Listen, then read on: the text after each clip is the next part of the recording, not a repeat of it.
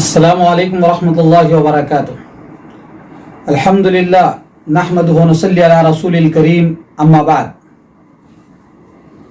ناظرین، ہمارا پروگرام دینی تعلیمات میں آپ کا استقبال ہے۔ آج ہم آپ کے سامنے صدقہ فطر، صدقۃ الفطر، زکوٰۃ الفطر کے تعلق سے احکام و مسائل انشاءاللہ پیش کرنے جا رہے ہیں۔ قبل اس کے کہ میں آپ کے سامنے زکوٰۃ الفطر کے مسائل بتاؤں، اس سے پہلے آپ تمام ناظرین سے اس بات کی گزارش کرتا ہوں کہ رمضان جو ہم سے رخصت ہونے کو تیار ہے، آج 27ویں رات ہے، تقریباً رمضان کے 26 روزے ہم نے مکمل کر لیے ہیں۔ لہٰذا ہم آپ سے اپیل کرتے ہیں کہ گنتی کے 2-4 دن جو ہمارے باقی رہ چکے ہیں ان میں کثرت سے توبہ استغفار کرے۔ جو بندہ رمضان کو پائے اور اپنی مغفرت نہ کروا لے وہ بدنصیب ہوگا۔ لہٰذا ہم آپ سے اپیل کرتے ہیں کہ ہم تمام اللہ کے دربار میں کثرت کے ساتھ توبہ استغفار کریں، اس رات کو اپنے گناہوں کی مغفرت کا ذریعہ بنائے۔ ناظرین، صدقہ فطر جسے زکوٰۃ الفطر کہا جاتا ہے، عام طور پر ہماری زبان میں جو ہماری اردو میں ہم فطرہ کہتے ہیں، تو فطرہ جو صدقہ فطر ہے اس کا مقصد کیا ہے اور اس کا یہ فائدہ کیا ہے، یہ 2 باتیں آپ کے سامنے بتاتا چلوں۔ یہ صدقہ فطر جو عید الفطر اسی سے نکلتا ہے، آپ کو عید الفطر، ہم رمضان کی جو عید کی نماز پڑھتے ہیں جس کو عید الفطر کہا جاتا ہے۔ صدقہ فطر، پہلی بات یہ ہے کہ اس کا فائدہ کیا ہے اور اس کا مقصد کیا ہے، جو کہ اللہ کے نبی علیہ الصلاۃ والسلام نے فرض قرار دیا ہے۔ صدقہ فطر فرض ہے، ہر ایک پر، بچہ ہو کہ بڑا ہو، مرد ہو کہ عورت ہو، آزاد ہو کہ غلام ہو، ہر ایک پر فطرہ ادا کرنا، صدقہ فطر ادا کرنا یہ واجب ہے، ضروری ہے، لازم ہے۔ پہلی چیز کی اس کا حکم کیا ہے، میں نے آپ کے سامنے رکھ دیا کہ اس کا حکم واجب ہے۔ اور دوسری بات، اس کا مقصد کیا ہے یہ بھی مجھے اور آپ کو جاننا ضروری ہے۔ اس کا مقصد آئیے ہم آپ کو بتاتے چلے۔ اللہ کے نبی علیہ الصلاۃ والسلام نے جو فرمایا، اس کا مقصد جو فرمایا اللہ کے نبی صلی اللہ علیہ وسلم نے، زکوٰۃ الفطر طہر الصائم، روزہ دار کے گناہوں کے کفارہ ہے۔ جو گناہ روزہ دار لغوی کی شکل میں، یعنی بےہودگی کی باتیں اس کے زبان سے جو آتے ہیں، رفض جو اس کے کوتاہیاں ہوتی ہے روزے کی حالت میں، جو گناہ اس سے سرزد ہوتے ہیں، ان تمام کی حالت میں، جو روزے کی حالت میں جو گناہ اس سے سرزد ہوتے ہیں، اس سے ہونے والے گناہوں کا کفارہ، اس سے ہونے والے گناہ جو اللہ رب العالمین اس بندے کو معاف کرتا، اس کا ذریعہ ہے۔ جب بندہ صدقہ فطر ادا کرتا ہے، زکوٰۃ الفطر ادا کرتا ہے، تو میرے اور آپ کے روزے کی حالت میں جو بھی چھوٹی موٹی لغزشیں ہوتی ہے، کوتاہیاں ہوتی ہے، ایسا نہیں کہ ہم ہر ایک پابند ہیں، ہم پوری طرح پرفیکٹ ہیں، ایسی بات نہیں۔ یقیناً ہماری زندگی میں بہت ساری کوتاہیاں ہم سے ہوتی ہے، عبادات میں کوتاہیاں ہوتی ہے، ذکر و اذکار میں کوتاہیاں ہوتی ہے، بہت سارے ہم آگے پیچھے کرتے ہیں معاملات میں۔ تو لہٰذا رمضان میں ہم روزہ رکھے اور روزے کی حالت میں جو غلطیاں ہم سے سرزد ہوتی ہے، ان غلطیوں کا کفارہ، ان غلطیوں کو معاف کرنے کا، معافی کروانے کا آسان اور بہترین راستہ صدقہ فطر ہے۔ اور دوسرا مقصد اور دوسرا فائدہ یہ بتایا گیا کہ یہ رحمت للمساکین، مسکینوں کے لیے رحمت ہے، مسکینوں کے لیے فائدہ ہے۔ اس کا اہم مقصد ہے کہ عید کے دن کوئی مسکین، کوئی غریب، کوئی محتاج بھوکا نہ رہے، ہر ایک کو صدقہ فطر، ہر مسکین کو صدقہ فطر پہنچے اور کوئی محتاج نہ رہے، کوئی محتاج اور کوئی مسکین اس دن جو ہے بھوکا نہ رہے، یہ اصل مقصد ہے۔ لہٰذا اس سے مجھے اور آپ کو جاننا چاہیے، یہ 2 اہم مقاصد ہے۔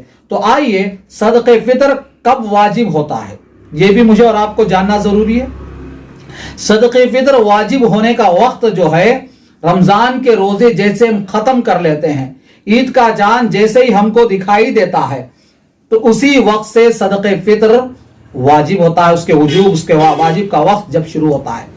اور یاد رکھیے، عید کی نماز جانے سے پہلے تک کوئی بچہ پیدا ہوتا ہے، اس کا بھی صدقہ فطر ادا کرنا اس کے والدین پر ضروری ہے، اس کے ذمہ داروں پر ضروری ہے۔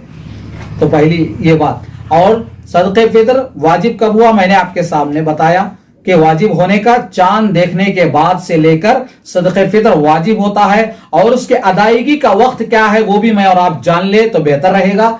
अदायगी का सबसे बेहतरीन वक्त यह है कि चांद देखने के बाद से लेकर ईद की नमाज अदा करने से पहले तक, हम ईदगाह जाने से पहले तक सदक़े फितर अदा करें। ये अहम है और बेहद जरूरी है और अफजल है। हाँ, हालात ऐसे हैं जैसे आज लॉकडाउन वगैरह चल रहा है, ऐसी सूरत में अगर हम सदक़े फितर कुछ दिन पहले, 2 दिन 4 दिन पहले देना चाहते हैं, 2-3 दिन पहले दे सकते हैं, ताकि जहां मुस्तहिकीन तक हम पहुंचाना चाहते हैं वहां तक हम पहुंचाने के आसान रास्ता, आसानी देख ले ताकि मुस्तहिकीन तक पहुंच जाए।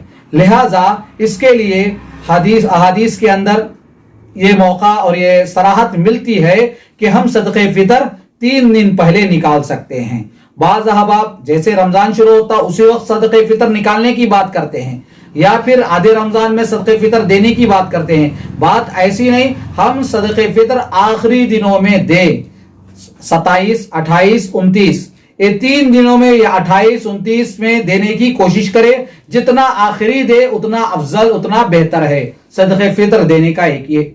और इसके बाद रही सदक़े फितर की कमियत कितनी हो, मिकदार कितनी हो, सदक़े फितर की मिकदार कितनी हो। जब सदक़े फितर की मिकदार हम किलो के हिसाब से बताएं, 2.5 किलो से कुछ जायद दे दे, 2.5 किलो से कुछ जायद। बाज अहले इल्म के नजदीक 2 किलो 600 ग्राम आ रहा है, बास के पास 200 किलो 600 से कुछ जायद, या बास के पास 2.5 किलो आ रहा है। इसलिए बेहतर है कि मुझे और आपको 2.5 किलो से 2.25-3 किलो तक हम अपना सदक़े फितर अदा कर लें तो बेहतर है। अगर जायद दे दे तो कोई नुकसान नहीं है, अगर कम दे तो मुमकिन है कि हमारे अमल में कमी हो। इसलिए मुझे और आपको चाहिए सदक़े फितर 2.5 किलो के एतबार से, 2.5 किलो के जायद के एतबार से दे। हमको यह देखने में आता है आम तौर पर कि सदक़े फितर जब बात आती है रमजान में तो हमारे कुछ मसाजिद के पास बोर्ड लगा दिया जाता है, कुछ मसाजिद में ऐलान कर दिया जाता है, कुछ जगह पर जो है इश्तिहार लगाए जाते हैं, पोस्टर लगा दिए जाते हैं, सदक़े फितर 50 रुपए है, सदक़े फितर 25 रुपए, सदक़े फितर 70 रुपए, सदक़े फितर 100 रुपए। देखिए, सदक़े फितर की कीमत मुतय्यन करने का इख्तियार मुझे और आपको नहीं है, किसी और के बारे में मैं और आप फैसला करें ऐसी बात नहीं। तो देखिए, बात यह है सदक़े फितर जब हम बात करते हैं तो कितना देना चाहिए, मैंने बताया कि 2.5 किलो से कुछ जायद। अब बात यह रही कि उसको अगर कीमत की शक्ल में दे या कुछ भी दे तो कीमत की शक्ल में देने से बेहतर है कि अनाज की शक्ल में देना अफजल है। हम चावल खाते हैं तो चावल देना यह सबसे अफजल है और बेहतर है। अगर हम गेहूं खाते हैं तो गेहूं देना अफजल है। लेकिन हम ये देखते हैं हमारे मुल्क के अंदर बहुत ज्यादा कि लोग गेहूं के अंदाजे पर जो है सदक़े फितर का ऐलान कर देते हैं, जबकि साल के 12 महीने हमारे घरों में कसरत से इस्तेमाल होने वाली चीज चावल होती है।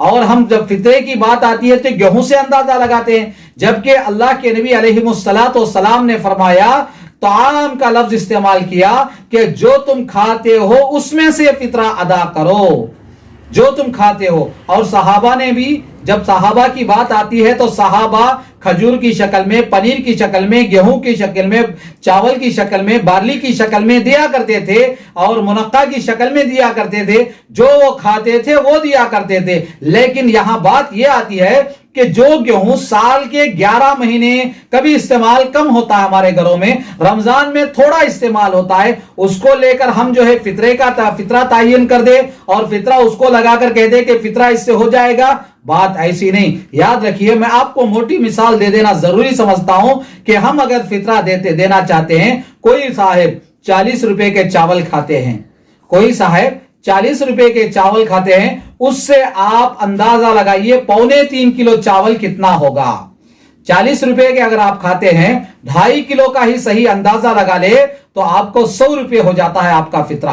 अगर 2.25 किलो आप लगाते हैं तो 110 रुपए आपका फितरा होता है, एक आदमी का फितरा। तो आप 50 रुपए दे या 70 रुपए दे या 80 रुपए दे तो बताइए आपका फितरा हो सकता है? अल्लाह के दरबार में रद्द कर दिया जाएगा। फायदा क्या होगा?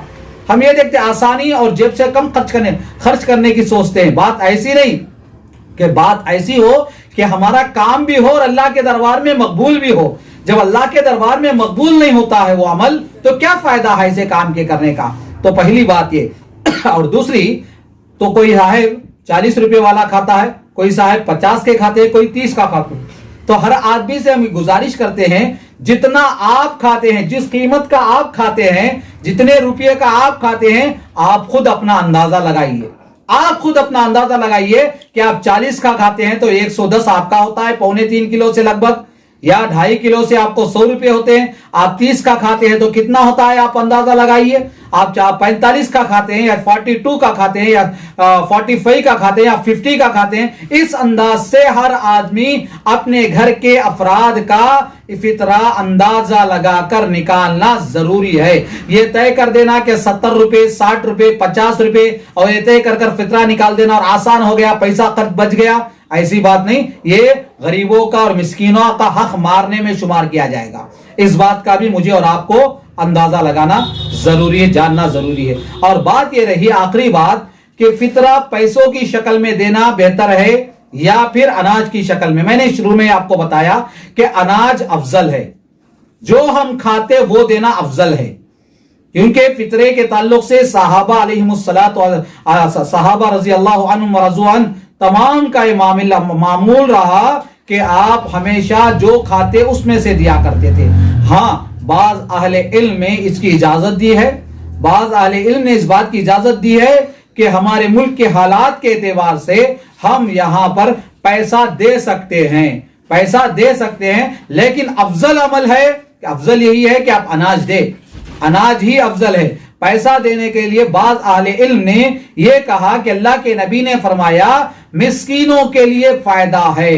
تو مسکینوں کا فائدہ کس میں ہے, اس کو غور کر کر اہل علم نے بتایا کہ اگر ہم پیسہ دے تو مسکین ہو سکتا ہے دوائی کے لیے استعمال کر لے, کسی ضرورت اس کی مجبوریوں میں استعمال کر لے, یہ اس کے لیے بہتر ہے. یہ سوچ کر اہل علم نے اس بات کی اجازت دی. لہٰذا مجھے اور آپ کو چاہیے صدقہ فطر کے چند مسائل جو میں نے آپ کے سامنے بتانا ضروری سمجھا. یاد رکھیے ناظرین کہ مجھے اور آپ کو صدقہ فطر کے تعلق سے یہ باتیں جاننا اور دوسروں تک پہنچانا میرے اور آپ کے لیے ضروری ہے. جو صحیح بات, جو حق بات میرے زبان سے نکلی یہ اللہ کی جانب سے ہے. اگر میری زبان سے کوئی غلط بات نکلی وہ میری جانب سے, اللہ معاف فرمائے. آخر میں آپ تمام سے اس بات کی مؤدبانہ التماس کرتا ہوں, گزارش کرتا ہوں. کتنی تقاریر اور کتنے پوسٹر واٹس ایپ میں آ رہے ہیں کہ عید کی شاپنگ نہ کیجئے, لیکن پھر بھی بڑے شرم کے ساتھ مجھے کہنی پڑتی ہے, افسوس کے ساتھ کہنی پڑتی ہے کہ ہماری ماں بہنیں آج بھی برقعوں سے ہمارے مارکیٹ بھرے دکھائی دیتے ہیں, چوراستے بھرے دکھائی دیتے ہیں ہماری بہنوں کے برقعوں سے. لہٰذا میں گزارش کرتا ہوں کہ میری ماں اور بہنوں, اس مصیبت اور بلا کی وجہ سے ہم آپ سے اپیل کرتے ہیں, یہ ہمارا کوئی ذاتی فائدہ نہیں کہ ہم آپ کو روکتے ہیں, فائدہ یہ ہے امت کو بچانا ہے, اسلام کی بدنامی سے بچانا چاہتے ہیں. لہٰذا ہم آپ سے گزارش کرتے ہیں اس رمضان کو اب شاپنگ نہ کرے, اس رمضان کو بیکار کے لغو میں اور بیکار کی شاپنگ میں پیسہ برباد نہ کرے. خود کے لیے چھپا کر رکھیے پیسہ, نہیں معلوم کہ لاک ڈاؤن کب تک چلے گا, بیپار کب تک بند رہے گا. خود کے لیے پیسہ چھپائیے. اگر آپ کو خود سے زیادہ پیسہ ہے آپ کے پاس تو ان مسکین بھائیوں کو دیجئے جو آج بھی بھوکے ہیں, آج بھی پریشان ہیں, آج بھی کئی یتیم بچے ہیں جن کو کھانے کو کھانا میسر نہیں, آج بھی کئی مائیں بہنیں بیٹھی ہوئی ہیں جو بیوہ ہیں, مسکین ہیں, آج ان تک اپنا پیسہ پہنچائیے. آخر میں ہم اللہ رب العالمین سے دعا کرتے ہیں کہ بارے رمضان جو ہم سے رخصت ہو رہا ہے, اے اللہ ہمیں صحیح معنوں میں رمضان کی قدر کرنے والے بنا دے. گنتی کے چند دنوں میں اللہ رمضان کی عبادت کرنے والے, رمضان سے فائدہ اٹھانے والے بنا لے. آمین. وآخر دعوانا الحمدللہ رب العالمین. السلام علیکم ورحمۃ اللہ وبرکاتہ.